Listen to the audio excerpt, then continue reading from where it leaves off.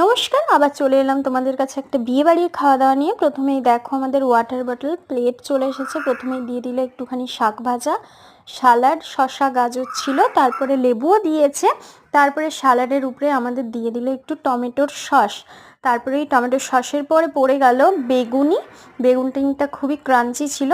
তারপরেই চলে এলো ফ্রাইড রাইসের সাথে আমাদের কম্বো হিসেবে যেটা ছিল সেটা ছিল চিকেনের একটা আইটেম ছিল, যেটা চিলি চিকেন কষার মাঝামাঝি বলবো, ক্যাপসিকাম টমেটো দিয়ে বানানো ছিল। তারপরে চলে এলো সাদা ভাতের সাথে ছিল প্রথমে আমাদের ডালের আগেই কিন্তু পড়ে গেছে পাতে চিংড়ি আলু পোস্ত। তারপরে আমাদের দিয়ে দিল ডালটা, গরম গরম ভাত, ডাল, চিংড়ি আলু পোস্ত কিন্তু খুব ভালো লাগে খেতে। তারপরেই চলে এলো খাসির মাংসটা তো এখন লাল লাল আর খেতেও ভীষণ সুন্দর হয়েছিল, নরম হয়েছিল।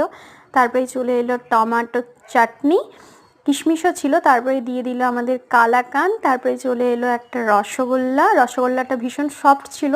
তারপরে চলে এলো পাঁপড়। তারপরে চলে এলো আইসক্রিম আর মুখশুদ্ধি। তো কেমন লাগলো অবশ্যই